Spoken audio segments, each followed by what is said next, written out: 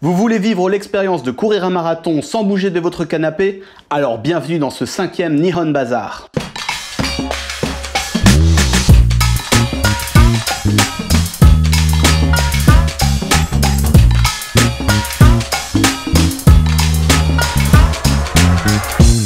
Ce film est juste totalement indescriptible. C'est un putain de rouleau compresseur d'action.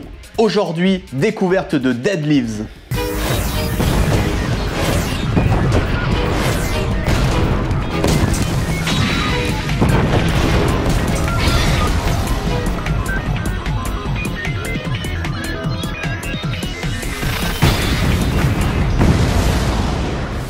Création originale sortie en 2004, produit par le studio Production IG et première réalisation de Hiroyuki Imaishi, qui a longtemps œuvré en tant qu'animateur au sein des studios Production IG et Gainax. Il a été connu par la suite pour avoir créé et réalisé la série et les films Gurren Lagann ainsi que la série Panty and Stocking with Garter Belt. Il est également cofondateur du studio Trigger qui a produit un petit anime pas du tout connu qu'il a également réalisé.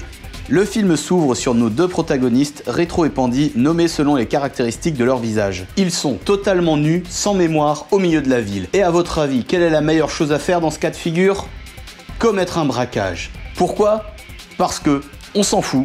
Arrêtés par la police, ils sont envoyés à Dead Leaves, une prison spatiale logée dans les restes de la Lune récemment explosée. À partir de ce moment, ils renouent peu à peu avec leur passé, tout en faisant face aux deux gardiens, 3-6 et 3-7, deux brutes complètement cinglés et antipathiques qui n'hésitent pas à tuer les prisonniers qui les dérangent. Voilà, et tout ça en moins de 5 minutes. Ça donne envie, hein. Le film n'est pas très long et se déroule à une vitesse hallucinante. Chaque scène, non chaque image est bourrée de stéroïdes, ça part dans tous les sens. Vous allez simplement vous retrouver immobile sans pouvoir cligner des yeux pendant 55 minutes de peur de louper une scène. Sans vraiment savoir ce que vous regardez, votre cerveau va être comme aspiré. L'ensemble du film est un amas de créativité.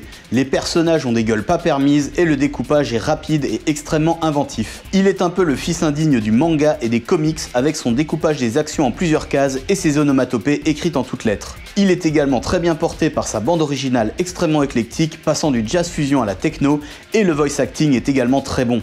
Mais oui, malheureusement il y a un mais. Le scénario dans sa globalité est plutôt moyen. Le film use d'un humour plutôt bas de plafond et reste dans l'ensemble pas mal vulgaire. Les scénaristes et le réalisateur ne se sont posés aucune barrière, ils se sont juste éclatés. Donc, si le langage putassier, le sexe, le sang et les armes à feu vous dérangent, je vous propose d'aller regarder cet épisode de Hello Kitty. Comme dit précédemment, les personnages ont des gueules et des attributs qui sortent un peu du commun.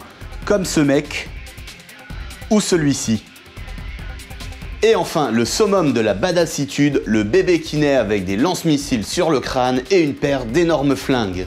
Donc finalement, on ne regarde pas tellement ce film pour son histoire, mais avant tout pour son énergie. Ça ne vous emmène pas forcément quelque part, mais ça vous y amène à coups de Rangers taille 49 dans l'arrière-train. Je déconseille fortement ce film aux épileptiques et aux soirées pizza. Ben ouais, ça serait con de la laisser refroidir parce que vous aurez simplement pas le temps de la manger. On peut résumer ce film en un mot.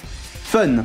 Et le scénario, il fait aisément passer les Expendables pour une bande de petits joueurs. Le film est licencié en France par Manga Video et un DVD extrêmement difficile à trouver de nos jours était sorti en 2007. Si tu as apprécié, n'hésite pas à mettre un pouce bleu et à t'abonner à ma chaîne pour être au courant de mes prochaines vidéos. Et si j'ai réussi à te faire mater ce film, n'hésite pas à me dire ce que tu en penses dans les commentaires.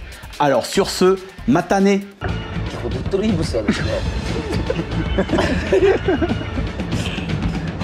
やっぱり酔っ払った状態で見るともしかしたらってなっちゃうかもしれないくらい。